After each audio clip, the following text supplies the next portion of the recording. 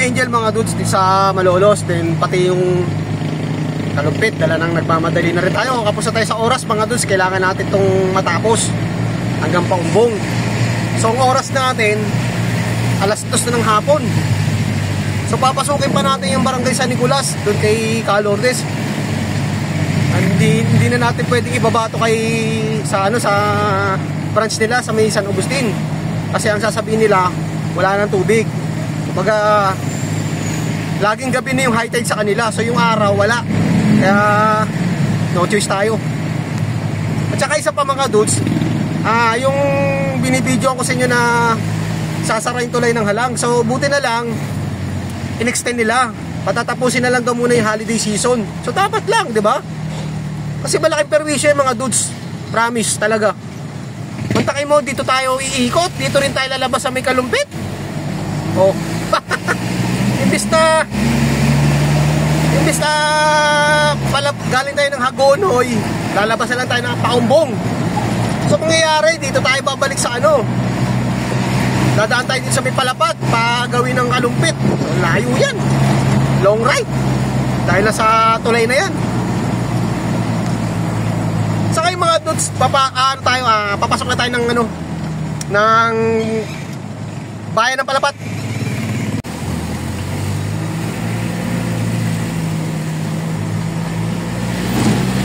Purok Tres Longos, Kalumpit pa pala to. So wala pa tayo sa Palapat.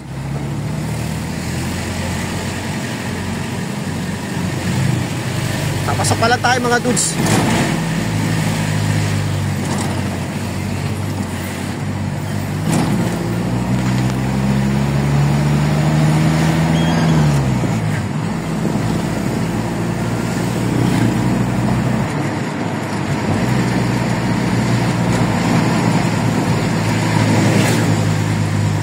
Masakit pa nito mga dudes, isa rito sa bayan ng Hagonoy,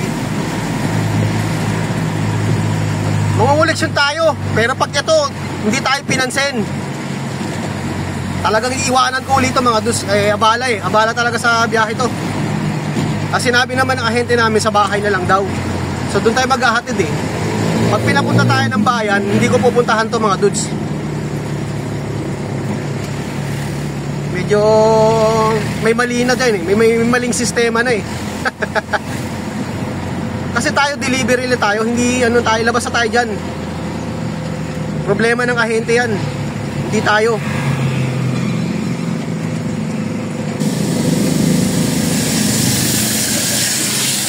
Yan tayo sa may 5NB. So ayan. So tapos na tayo sa may 5NB. So next natin sa branch nila, Palapat.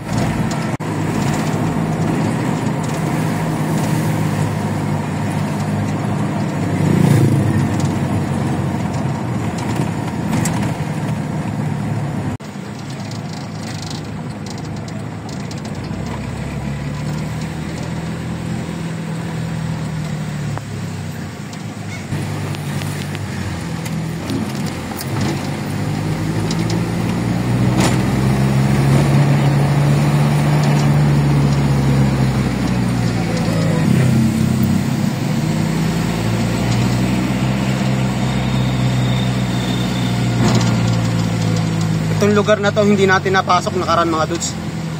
Yan o. Halos pumantay dito sa kalsada eh. Malalim to eh.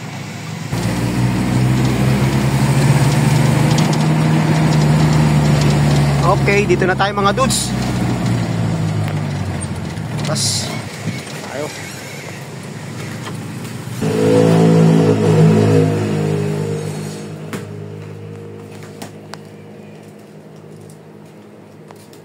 Ano sis? Balita ko nilubog daw kayo. Hindi. Pag matagalan. Madam, gato ba talaga karami? Kaya nga. May konting gigil eh.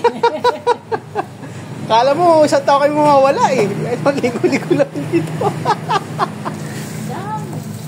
Kagulat ah. Hindi, magtataas yata kasi yan.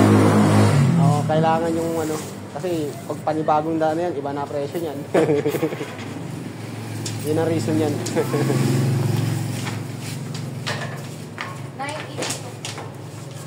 Nung nakaroon dito, baka dito sa may madang mababa, palubog yan, mababa.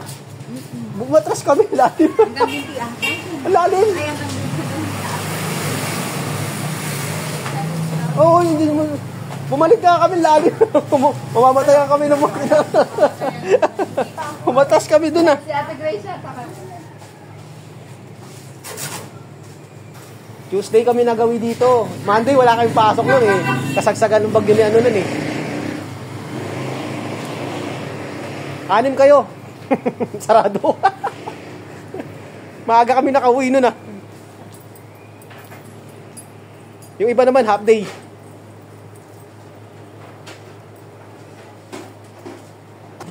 Okay, thank you.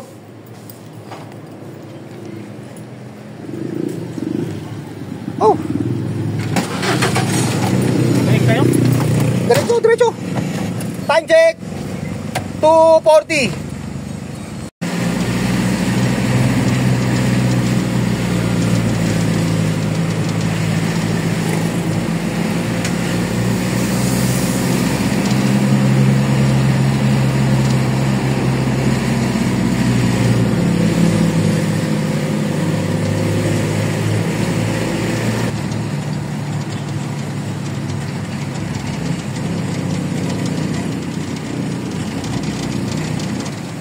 So ito yung tinaasan mga dudes. So ilang buwan tayo hindi nakadaan dito.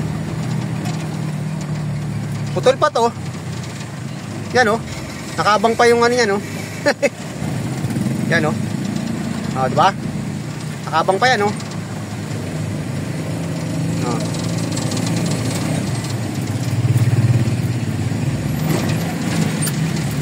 Next na lang daw uli para may budget uli. Ay grabe, no? Bitin! Saan makakita? Dito lang sa Pilipinas yan eh. Magbibigay ng project. Kukulangin. So ito ngayon ang nilulubog. Itong area na to mga dudes.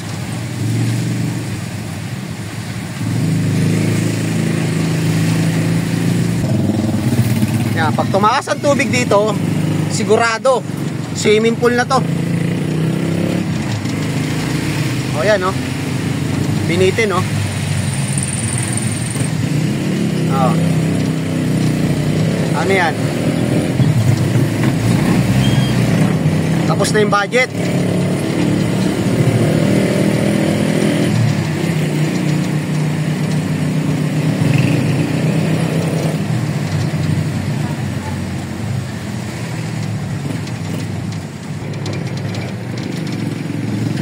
Ito dapat lagyan ng ano yan, o yan, o yan ang bakuran. Bakuran nila yan. Para sa ilog lang talaga dumadaan yung tubig. Hindi papasok sa mga bahay-bahay. Open eh, oh. Diba?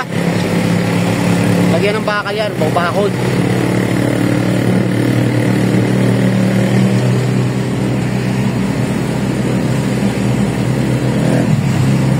Nagdidilim na naman ang panahon.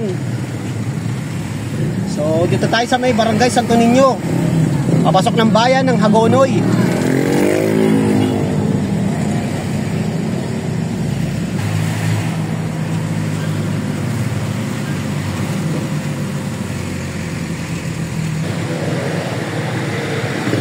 Ayan na. Ang may tsura ng bahay pag ganito, pag ganyan na, o yan o.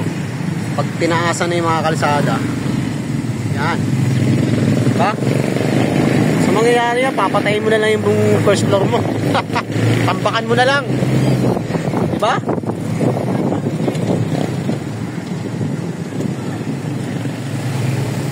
Ito, susunod na rin to. Maghahat na ng mga lilipatan to.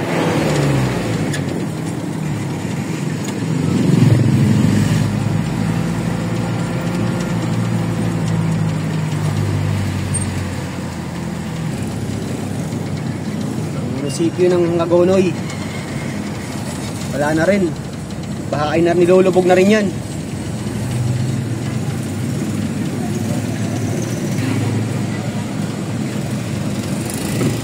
Nasa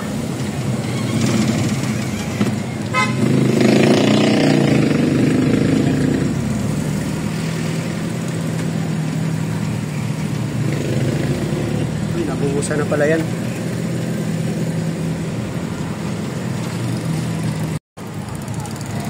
So palabas na tayo ngayon ng bayan ng Hagonoy mga dudes. Hindi ko na binidyo, dala nang naghahabol tayo sa oras. So, hindi na rin natin pinasok yung Barangay San Nicolas. Dala ng anong oras na? Mag-aalas 4 na mga dudes. So doon na lang natin bababa to sa San Agustin, doon sa branch nila. So makikiusap na lang tayo kasi pag pinasok pa natin ito yung San Nicolas, alangan tayo sa may San Agustin. Dala ng 4:30 lang sila mga dudes. So dito rin tayo galing kanina, papasok. Dito rin tayo lalabas. Barangay Santo Niño, Hagonoy, Bulacan.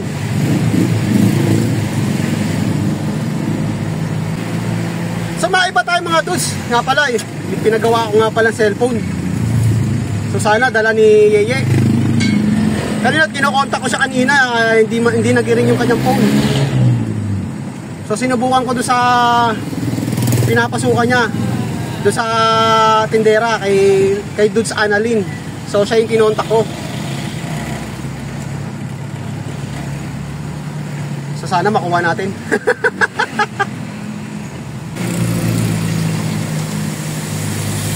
Ayan, buti na lang na-extend niya mga dudes. Malaking problema tayo rito. Malaking problema to pag ito ang ano.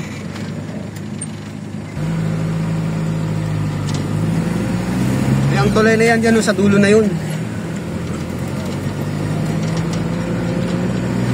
Babalik at babalik tayo sa Kalumpit. So, hindi na tayo makakadiretso dyan.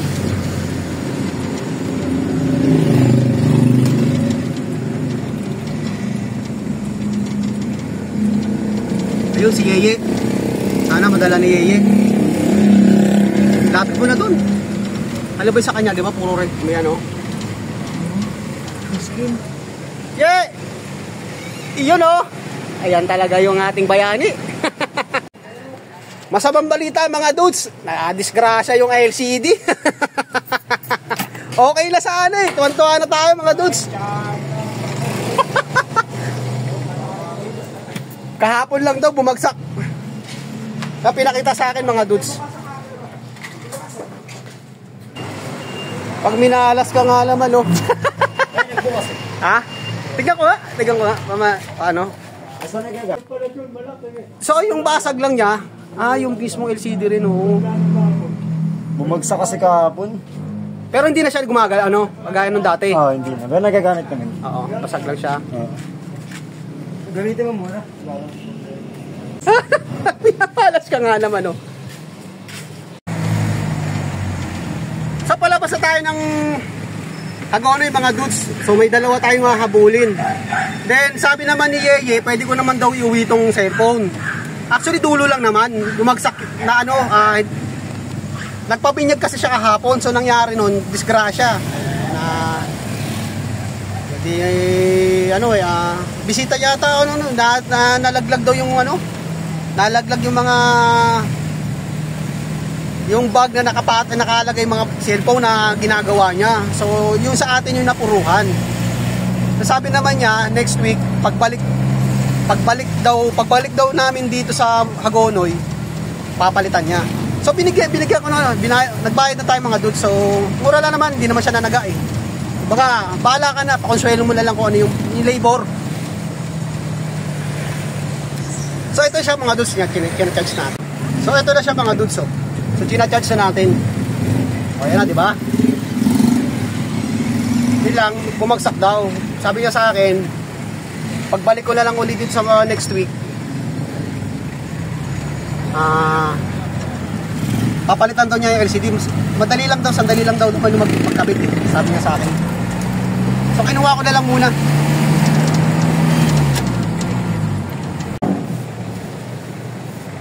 Paumbong Village Phase 2. So time check tayo mga dudes. Oras natin mag-aalas 4:30. San Isidro.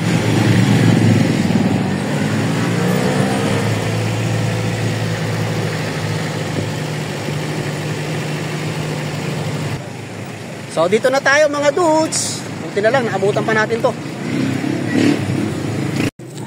Siguro kung natuloy itong sarado yung halang, talagang malabo to. Kaya nga na-stock na kami. Oh. Malaking perwisyo pag nasarado. Oo, pati dito kasi mga order. Oo. Kasi minsan yung ka-order pag gano'n. Kaya nga, long cut. Sige, thank you ha. Video ka po lang yan.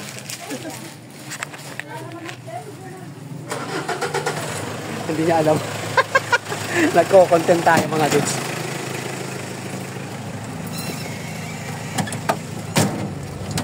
So last one. Dito sa may gasoline station mga dudes.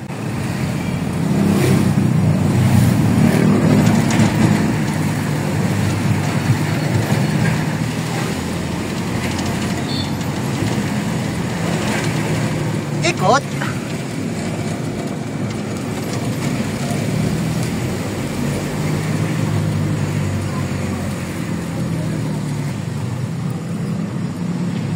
Ang ipinagmamalaki ng Paumbong, Bulacan, ang kanilang suka. Yan oh.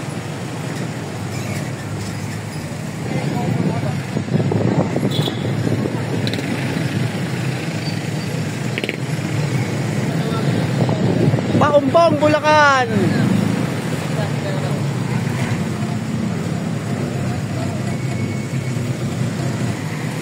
So dito na tayo. Ang pinakahuli.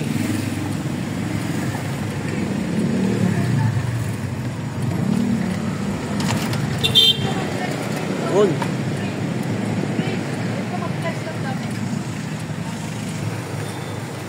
Shout out. Lager. Ano oras kayo nagsasara? Alas 5? Ha? Alas 5? Alas 5. Ah, okay. Okay, te. Last one.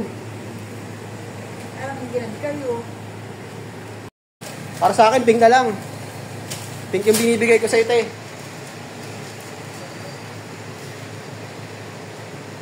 Okay, thank you. Tapos na yun. So, oras natin 4:45. So, di ba? Diskarte lang yan. Uwian time. Hello! Oh, vlogger. Lager! Mga vlogger! Shout out. Shout out. Shout out ka kay Chris! Oh, yun, Chris. So, uwian na. Paagaga pa ka, wala pala 5. Wala nadali namin. Chris, shout out kay Chris. Yan, laging nanghihingi ng kalendaryo pagdating ng December. So, binibigyan naman natin mga dudes. Gusto niya yung ano, yung malalaki, no? Yung Malaking litra. oh, malalaking letra. Sabi niya, na kahit malayo, nababasa niya. So, search natin ng cellphone habang okay.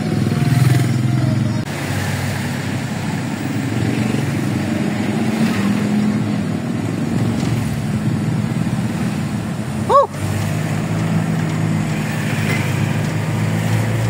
4:46. So, see? Diba? Nadali natin mga dudes. Woo! Mission accomplished. So hanggang dito na lang uli ang ating content mga dudes. Maraming salamat ulit sa walang panonood. God bless po. Mabuhay tayo lahat. Happy Monday! Gandang hapon! Bye!